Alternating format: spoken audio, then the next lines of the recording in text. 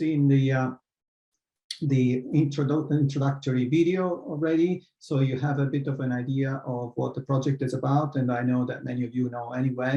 So I know that you've been following, some of you have been following the project all along, and I'm very thankful for that.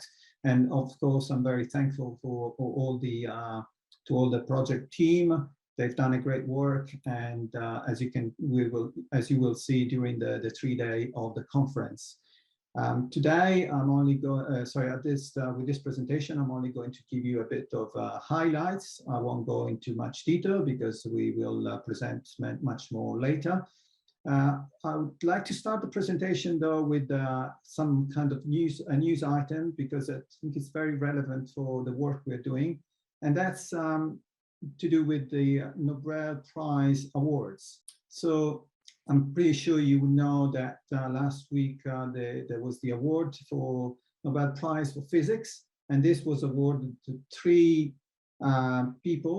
separate people. Two are kind of formally climate scientists, and one is a more general physicist working in different areas, but they were awarded the prize for advancements in the climate science area. And this has enormous significance, because it has significance from a scientific point of view. Because I remember when I was studying physics in the olden days, and when I decided that I wanted to do climate science or something related to that, I did oceanography, physical oceanography for my master's degree and thesis. And I was a bit of black sheep there, because everybody in physics wanted to do, we're doing solid state or particle physics, nuclear physics, and all the other exciting stuff. And climate was a bit of, relegated to the second or maybe third tier in physics.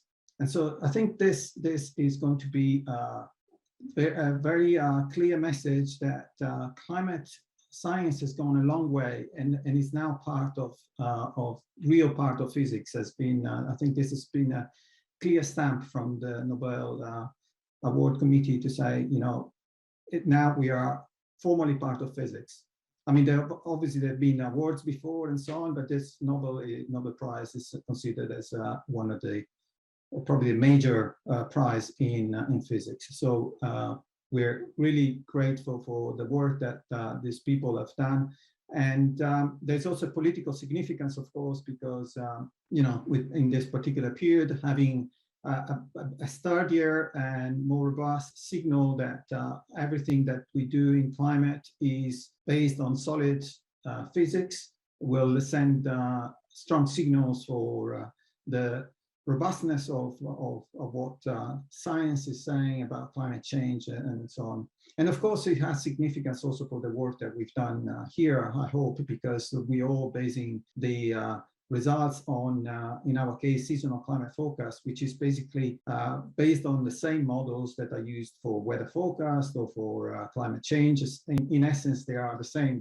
They share the same physics. It's basically fluid dynamics is Navier-Stokes equations, which is the same for the air, the same for the ocean. So this of course, we still have limitations about how much we can predict in advance. But again, this will give us a bigger and stronger base over which we can share our results and discuss it. So next slide, please. Just a thank you to the 3 Nobel laureates. And I'm also very happy that one of them is from Italy. So double bonus for Italians as well. So just to give you a brief recount of how SECLI firm started. So why we put the proposal together. And this is because there was a lady, I think it was called Lyra, at the time, that couldn't sleep very well. She suffered of insomnia. And the reason is that she could see the prices of electricity going up when there were some heat waves. And so obviously there's this very close connection between heat waves and electricity prices. And Lyra wanted to do something about it. And so she approached a group of us, and we started to discuss what to do, and the rest is history. And the next one shows how then we put the project together. So on the next slide, we see the structure of the project, which has several components. I want to highlight the fact that we do have, we almost close to the end. We started in February 2018. We're now October 2021. So there's been nearly 4 years of SECLI project, and we had this very strong component on the science of seasonal climate forecast with Work Package 2. Another strong component on how we apply that science to case studies, and also beyond the science, trying to tailor what the science can do for specific case studies. And then we had another work package for pretty strong as well on creating trial climate services. So we will discuss all of these topics during the conference. On day 1 and 2, we'll discuss these 3 topics particularly, and we go into the details of some of the details. Of course, there's much more that we've done, and we can only show so much during this 2-day event.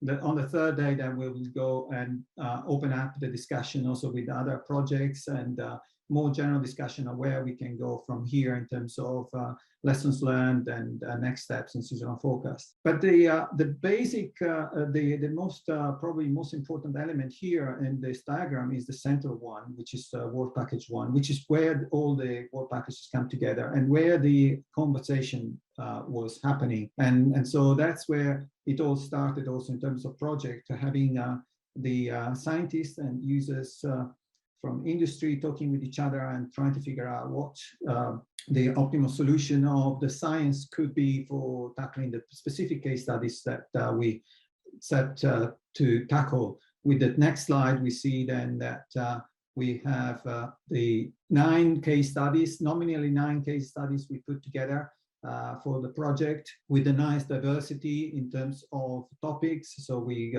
tackled the energy demand, but also the offshore operations and the water demand as well. It was mainly around energy, but there's also a bit of water. And most of the focus geographically has been on Europe, but we also had a couple of case studies, or 1 combined case studies in Colombia and South America. So that also offered that kind of perspective of what is achievable in the 2 continents. With we focused a lot on the what we could do to include the seasonal forecast into the decision-making processes of the various users of the case studies. And this, we came up with this approach of looking at the decision tree. So for each case study, we built a decision tree. And of course, decision trees are not new. They are old as the old trees.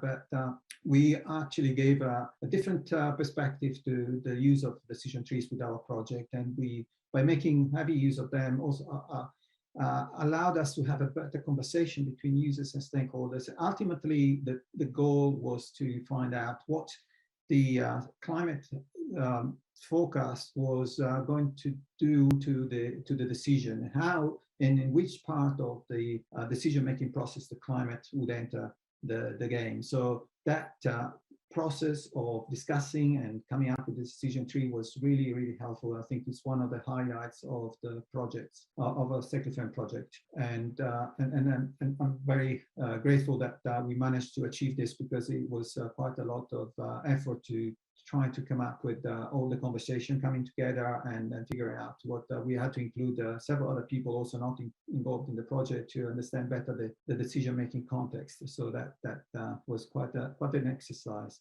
And then we came up also with a number of assessment methods to work out what the value of seasonal forecasts are for each of the case studies, because obviously the value, as in the title of the SECLI, I skip that, but SECLI includes the value assessment of the seasonal forecast. So with the next slides, I'm going very quickly now to some results. I just flash basically some of the slides, some of the results that we've produced. And we'll hear much more in the next talks during the day today. So I won't spend much time, but just to say that we covered a wide range of options to use seasonal forecasts, from weather regimes to multimodal assessments to independence metrics and so on. And then the next next slide, we also will show this tomorrow. We'll show with some of the case studies how the seasonal forecasts are actually used in the case studies and in the decision making. So going to the next slide, then we also show tomorrow, but also on the third day, we'll go through some of the highlights of the trial climate services that we've come up with. And again, the nice thing about what we've done in the project is that we had quite a wide range of options for trial climate services. So we didn't focus on one in particular because we wanted to find out what would be the best way to communicate the output of our case studies. And by looking at the range of options allowed us to learn from each other. And we had frequent meetings where the people in the team in the work package 4, which is the one where we developed the trial climate services, would talk with each other and compare notes. And so we came up with some trial climate services that are more kind of standard, traditional, with plots and a bit of descriptions, which actually are quite advanced in the way that the plots are produced. So there's been a lot of effort in producing those specific graphics. And then we have also the online tools like Teal, as shown on the right, and we'll hear more about those. So with the next slides, also I want to just remind you that, or inform you that you can learn about each case study by going on the website, which is under there, will be repeated several times, and it's also in the announcements of the conference. And each case study will have, or has already, and we are producing now the final version of the flyers, which are about 4 pages for each case study, with following the same structure. So they're nice and easy to follow. Once you read one, you can easily follow the structure of the others. So I encourage you to read them. And again, a lot of effort has been put in not just the content, of course, but also the design of how to present this case study flyers. And with the next one, I want to stress again the importance of the role of the engagement with stakeholders. So what the work we've done to interact between scientists and users. This is, I think, again, one of the highlights of the project. We had the 9 case studies, many users. 2 were former partners as users, but several more were external stakeholders who were actually quite engaged with the project. And again, I'm very grateful to all the stakeholders, our users, that have been so collaborative and provided so much input, and that made the project really successful. So, but in essence, the key, again, like I said at the beginning, one of the key of the success is this following this co-design, co-production, and co-development of the climate services, and it could be also the co-evaluation, as Claire will tell us in a minute. So in brief, we can call this process as a co-co-co. And although there are many ways you can interpret, there are various literature descriptions of this co-design, co-development. With the next slide, basically, in my mind, all this co-development and co-design, co-development, and co-production boils down really to communication between users and stakeholders. So it's good to have some kind of formal description of how to carry out this elements in isolation and together, but ultimately it is to do with having very good communication and listening to each other, and then trying to avoid misunderstanding about, for example, how a forecast is skillful when it's not really skillful. So maybe it's not as accurate as someone would have thought at the beginning, but also on the other side, showing exactly how the climate is used in in the decision. So that is the seasonal forecast can be better tailored from the start and not as a afterthought. And so basically what we've achieved is this two way of learning, or even more. If you go to the next one, I'll give you just some sneak preview of our achievements with this slide, where basically there's been again, to reemphasize the role of the interaction, which has allowed the project to acquire some basic know-how. So this has been as an interactive process in a three-way process. So this I've talked mostly about the science and users, but the science is actually can be divided into two. The physical science, which is the traditional one that is considered when people talk about climate services.